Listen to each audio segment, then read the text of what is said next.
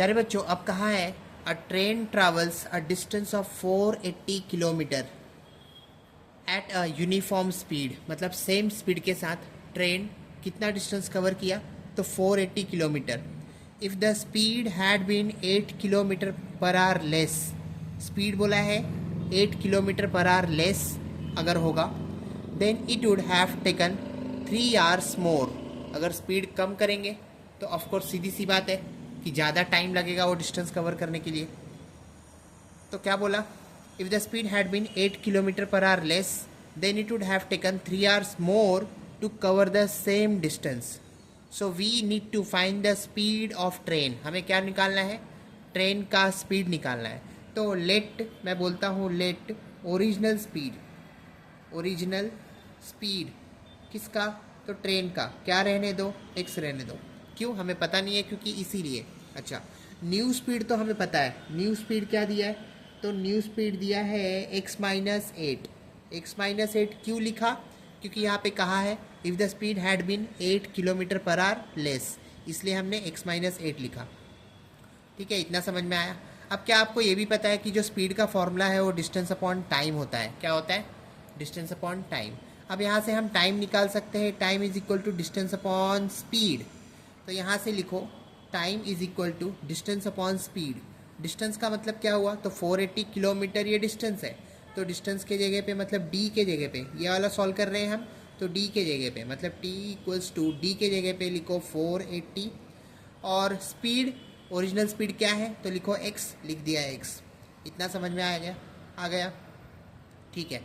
अब उसके बाद बोला है न्यू स्पीड, उसके लिए भी टाइम निकाल दो। तो न्यू स्पीड के लिए मैंने टाइम निकाला टी इक्वल्स टू 480 और नीचे स्पीड के जगह पे x माइनस एट। क्या लिखूँगा? x minus eight. तो इसका मतलब आपका जो इक्वेशन बनेगा वो क्या होगा? तो अब जो इक्वेशन बनेगा ये कंडीशन के हिसाब से वो बनेगा T2 और ये T1। तो T2 minus T1, T2 minus T1 equals to, बोला है 3 आवर्स मोर। 3 आवर्स मोर का मतलब होता है +3, है ना। अगर 8 घंटा कम स्पीड से वो चला रहा है तो उसको 3 घंटा ज़्यादा लगेगा डिस्टेंस को कवर करने के लिए। तो इसका मतलब हुआ T2, पहले T2 लिख दो। तो 480 और नीचे x माइनस एट, फिर माइनस का साइन, T1 480 और नीचे की तरफ x इक्वल्स टू +3। क्या है? +3। अब मैं क्या करूँगा? ये जो डिनोमिनेटर में x और x माइनस एट है उससे अपने को छुटकारा पाना है। तो उससे छुटकारा पाने के लिए मैंने लिखा x माइनस एट से मल्टीप्लाई कर रहा हूँ, तो 480 और नीचे की तरफ x माइनस एट, माइनस का साइन दिखा, माइनस का साइन लिखा, फिर x माइनस एट से क्या बोला है? पूरे को मल्टीप्लाई करो। किससे मल्टीप्लाई करो? x into X minus eight से। ठीक है, अच्छा। तो x माइनस एट और यहाँ पे 480, नीचे क्या दिख रहा है? x equals to 3। तो राइट हैंड साइड में भी करना पड़ेगा। हाँ, क्या लिखना पड़ेगा? x और फिर x माइनस एट, ऐसा। ठीक है, इतना समझ में आया।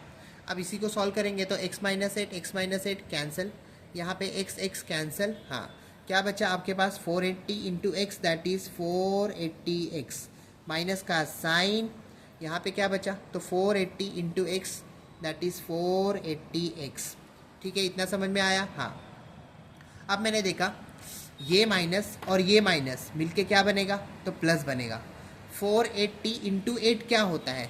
तो 480 को 8 से मल्टीप्लाई करो, 0, 8 8 ज़ा 64, 6, 8 4 ज़ा 32, 32 प्लस 6 कितना हो जाएगा? तो 38 हो जाएगा। तो 3840 कितना आया?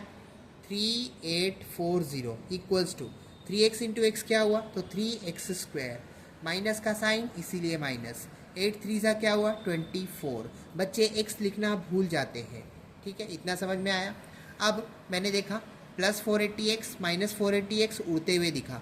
ठीक है, तो बचा क्या आपके पास? आपके पास बचा ये पार्ट और राइट लेफ्ट हैंड साइड में ये पार्ट। तो इससे लिखो x square plus b x plus c के फॉर्म में, x square b x c के फॉर्म में।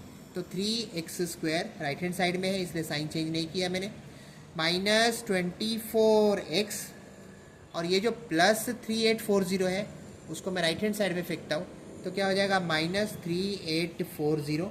ज़ीरो लिखना ना भूलो, बच्चे भूल जाते हैं। अब ये जो आया उसको 3 से क्या करो, डिवाइड कर दो। पूरे को 3 से अगर डिवाइड करते हो, this will get cancel with this. 3 8 ज़ा होता है 24, और ये क्या हो जाएगा 3 1 ज़ा 3, 3 2 ज़ा 6, 7 8 2 बचा, तो 3 8 ज़ा 24, और ये 0 राइट हैंड साइड में 0। ठीक है, तो मिला आपको x² minus 8x minus 1280 equals to 0.3 क्या होता है, 0 होता है। ठीक है, इतना समझ में आया। अब आपको पता चला कि सर ये तो बहुत बड़ा नंबर है 1280, इसका फैक्टर कैसे निकाले। तो फैक्टर निकालना बहुत आसान है। देखो 1280 है, उसका फैक्टर निकालते हैं। हाँ, तो 2 6 ज़ा 12, 2 4 ज़ा 8 0, 2 3 ज़ा 6, 2 2 ज़ा 4, 2 0 ज़ा 0, 2 1 ज़ा 2, पर ये 3 है, तो 2 6 ज़ा 12, नाउ 2 0 ज़ा 0, 2 8 ज़ा 16 0, 2 40 40, 2 20 20, 2 10 20, 2 5 10, और यहाँ पे 5 1 ज़ा 5। अब यहाँ से फैक्टर जो आएगा वो क्या आएगा, तो 2 2 ज़ा 4, 4 2 ज़ा 8, 8 2 ज़ा 16, 16 2 ज़ा 32। क्या आया यहाँ से यहाँ तक 32। ठीक है, कितना आया 32। अब यहाँ से यहाँ तक देखो 5 2 ज़ा 10, 10 2 ज़ा 20, 20 2 ज़ा 40, क्या आया 40। ठीक है, 32 और 40 को मल्टीप्लाई करोगे you will get 1280 in the answer. क्या मिलेगा 1280 मिलेगा आंसर में। इसका मतलब आप, लेकिन हमें तो -8 चाहिए। मिडल टर्म क्या बोल रहा है, तो मिडल टर्म बोल रहा है कि आपको -8 चाहिए। तो -8 कैसे मिलेगा, आपने इसको माइनस रखो और इसको प्लस रखो।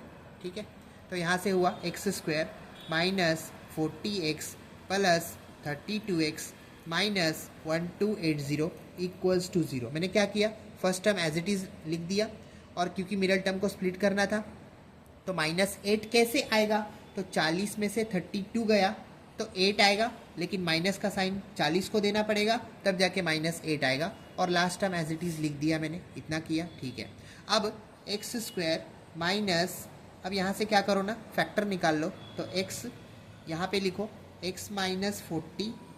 ठीक है, इतना समझ में आया, प्लस 32, और फिर से यही फैक्टर को रिपीट करो, x माइनस 40 इक्वल्स टू 0 ना भूलो। अब क्या हुआ, तो x प्लस 32 एक फैक्टर मिला, और इक्वल्स टू 0 ना भूलो, x माइनस 40 इक्वल्स टू 0। अब यहाँ से x इक्वल्स टू -32, लेकिन स्पीड निगेटिव होता है क्या, नहीं, तो ये पार्ट आपका रिजेक्ट हो गया, ये पार्ट आपका रिजेक्ट हो गया, because speed can never be negative. So x equals to कितना आया 40, और x इक्वल टू 40। देयरफॉर बोला स्पीड ऑफ ट्रेन क्या होगा, तो स्पीड ऑफ ट्रेन क्या होगा 40 किलोमीटर पर आवर।